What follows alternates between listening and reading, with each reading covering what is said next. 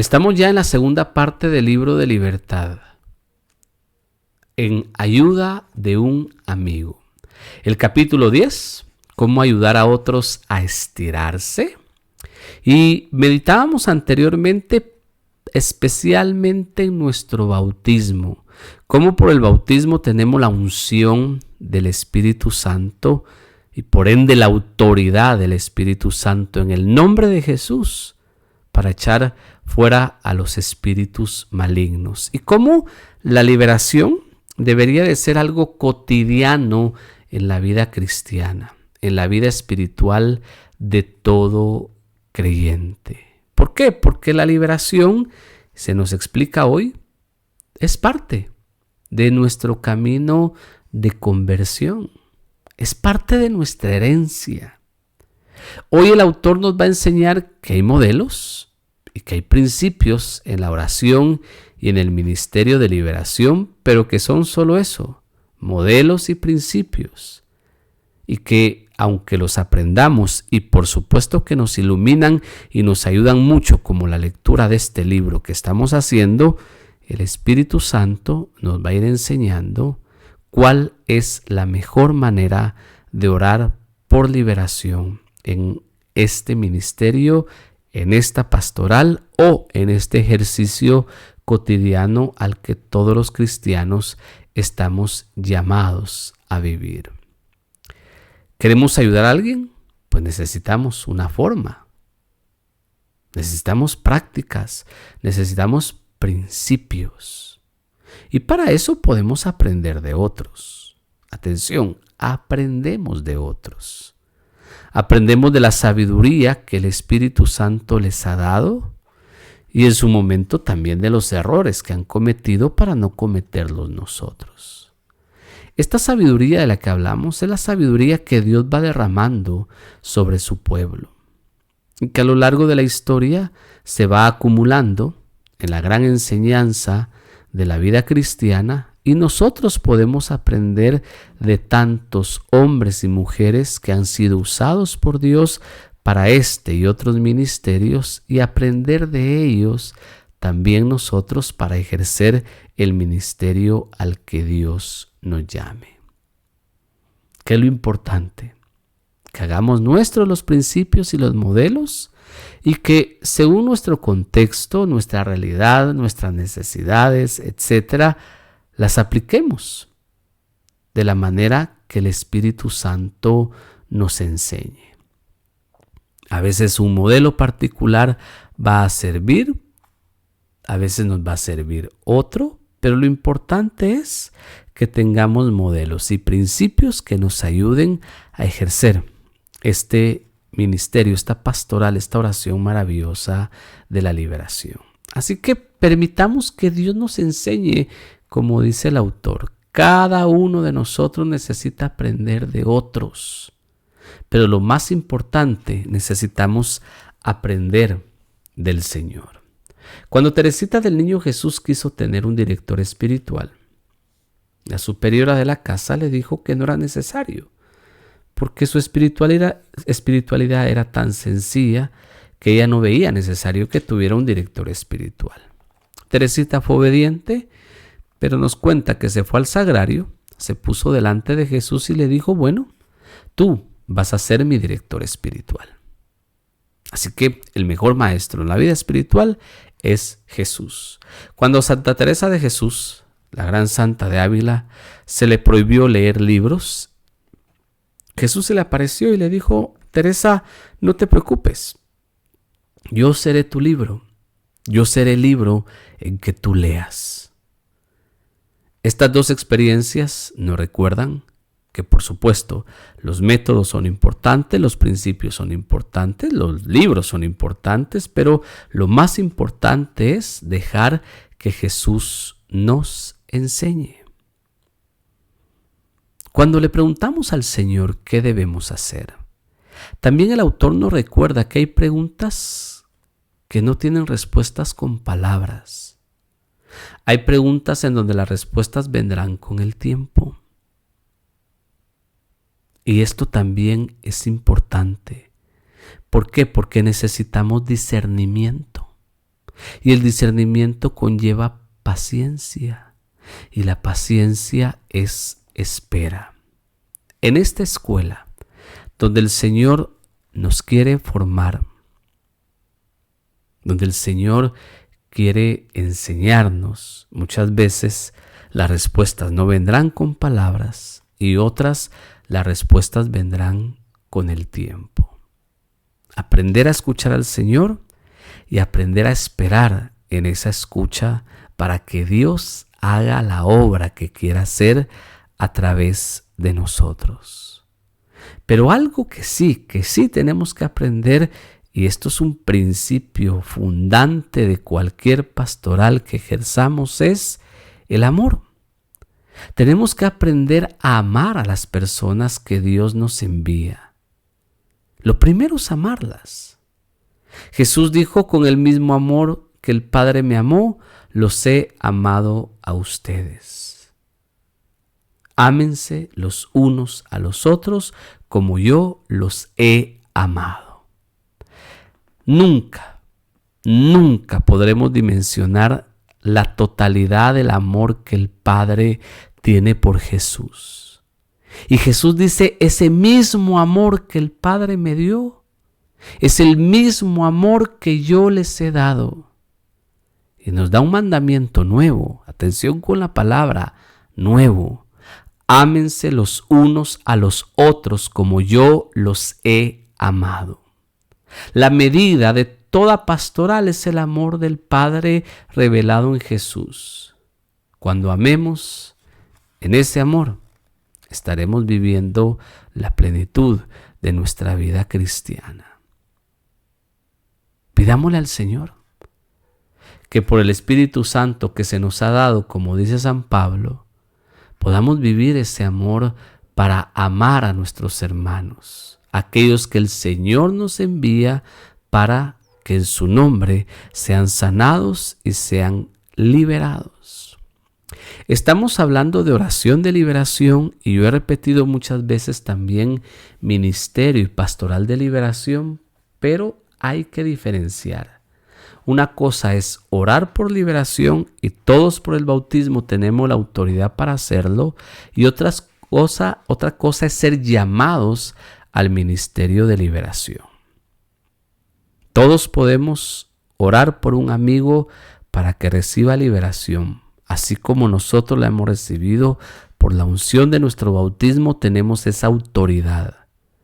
Pero hay que discernir cuando el Señor nos llame al ministerio de liberación. Y si el Señor nos llama, responder con humildad y saber que Él nos va a capacitar para el ministerio. Yo siempre lo cuento, mi padre espiritual, el padre José María Delgado Varela, sacerdote mercedario, era exorcista. Yo aprendí de él la espiritualidad que comparto. Yo lo acompañé algunas veces al ministerio del exorcismo, pero nunca me sentí llamado como tal al ministerio de liberación, aunque, como dice el autor, cuando uno ejerce la pastoral, pues nos toca orar por sanación y liberación. No fue hasta hace unos 12 años, un poco más, que el Señor me llama al ministerio. Y ahí siento el llamado de Dios y la confirmación de Dios para ejercer este ministerio de liberación. Hay que estar abiertos al Espíritu Santo, hay que escuchar al Espíritu Santo para saber qué es lo que quiere de nosotros. Importante es que si una persona nos busca, es porque está confiando en nosotros. Y si está confiando en nosotros, nosotros debemos de reconocer que ahí ya tenemos una gran responsabilidad. Si confían en nosotros, estamos siendo responsables de esa confianza. Lo primero que debemos de aprender en este ministerio es escuchar atentamente y escuchar con amor. Escuchar atentamente con amor. Llenos del amor de Jesús en nuestros corazones, Escuchar al otro para poder dar una respuesta de parte de Jesús al que está compartiendo con nosotros sus problemas, sus dificultades, y que está confiando en que en el nombre de Jesús nosotros podemos ayudarlo a su proceso de liberación. No olvidando que el asunto que se nos está confiando al final es entre Jesús y la persona y Jesús.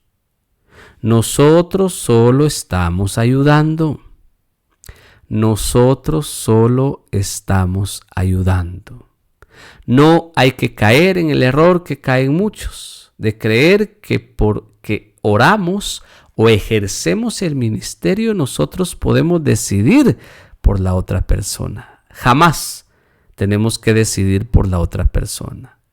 Nosotros lo que hacemos es acompañarla para que esa persona tome su propia decisión. Es la persona la que tiene que tomar sus decisiones. Esto es un poco también de acompañamiento y de dirección espiritual. En ningún momento somos nosotros los que debemos de decirle qué hacer o qué no hacer a la persona. Es ella, con su conciencia delante de Jesús, la que tiene que tomar decisiones. Hay que enseñarle a la persona a que tome decisiones por ella misma. Hay que acompañarla, pero nunca decidir por ella. Cuando oremos por otras personas, por liberación, pidámosle al Espíritu Santo ser llenados de su poder primero. Habiendo reunido a los 12, dice el Evangelio, Jesús les dio poder y autoridad para expulsar a todos los demonios y para sanar enfermedades. Lucas 9:1. Nunca pensemos que podemos expulsar demonios por nosotros mismos. Necesitamos la llenura y el poder del Espíritu Santo. Libro de los Hechos, capítulo 1, verso 8. Ahora voy a enviarles lo que ha prometido mi Padre, pero ustedes quédense en la ciudad hasta que sean revestidos del poder de lo alto. Pero cuando venga el Espíritu de poder, sobre ustedes recibirán poder y serán mis testigos tanto en Jerusalén como en toda Judea, Samaria y hasta los confines de la tierra. Necesitamos ser bautizados en el Espíritu Santo. Necesitamos pedirle al Espíritu Santo que nos haga instrumentos suyos.